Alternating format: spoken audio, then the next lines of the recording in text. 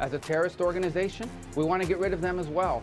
Quanell, there's a lot of press attention and social media attention to the decision of the Trump administration to put a number of Tren de Aragua gang members, or alleged Tren de Aragua gang members who were quote-unquote asylees from Venezuela, onto planes and ship them to El Salvador.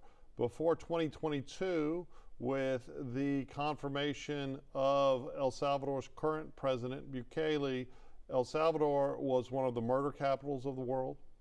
Bukele came in. It is estimated that he has tripled the prison population. There's about 110,000 people in El Salvador prisons now, and the very worst ones are stored in Sicat, a supermax prison, where they are never allowed to go outside, they are never allowed to socialize, there's no training programs, and it does seem incredibly brutal. And it is Bukele's position that the people that are in that prison will never return to their communities because of their horrifying crimes. Now, the fear with that kind of stuff is the opportunity for innocent people to be caught up in this net.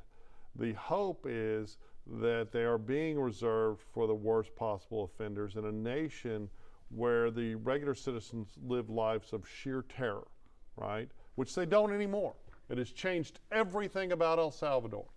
Now here, we hear about terrorism when it happens at the Boston Marathon, when we have a giant event like 9/11, when we have people that target our leaders or the very wealthy.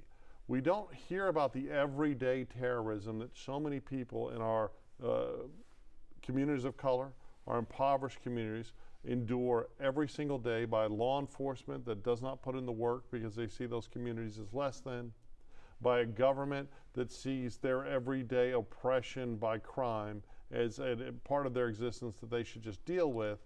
But more importantly, in the last decade, especially during the Biden administration, we've seen a tidal wave of illegal entrants, with a great number of them changing what was historically immigrants were a much more law-abiding population than the average citizen. For decades, this was true.